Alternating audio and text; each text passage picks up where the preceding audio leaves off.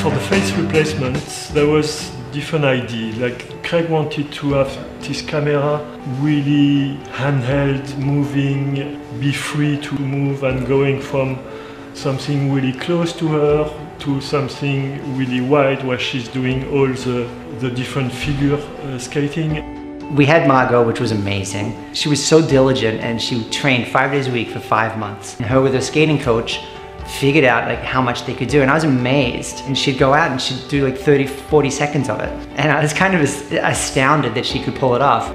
We needed to combine different techniques. When she's getting really close, we were doing some traditional face replacement, which is like a more 2D approach where we quickly line up the shots and say, okay, let's shoot this head really quickly on a blue screen, let's shoot Margot on a blue screen quickly and try to figure out the positioning of the head. And the other approach was to go into a full CG head replacement. So what we did was we set up a small studio on location to scan Margot Robbie's face and give us the overall head model with textures and expressions. We then took that data into Maya and used the scan to build the final CG model with 4 different makeup looks. So I knew if I have these 2 techniques, somewhere we will be able to make it work. On the shoot, we set up 6 witness cameras synced to the timecode of the 35mm camera, which allowed us to have an accurate position of Margot Robbie in every shot in each stadium.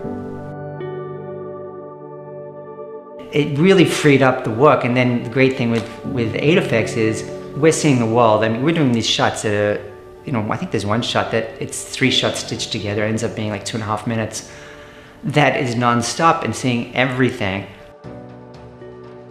As with sound or music, when effects actually start coming in and you start to really see the movie and not just what's you hope the movie's going to be, and it just becomes alive. It's such a difference. A full stadium is very different than an empty stadium, and the actual actress's face on her body is very different than somebody else with a little orange ball on top.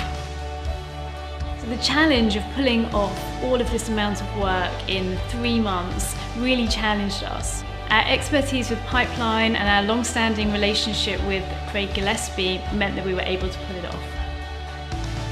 It went like clockwork. Got them the shots, came in and made very few notes, and you know, once we established the look, they ran with it.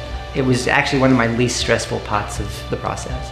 It was a great experience, a really great experience to work with Craig, to work with Tonya, also the editor. We were really close. The communication between us was really good, and the way we approached this work was really good. So it was a real pleasure to work on this movie.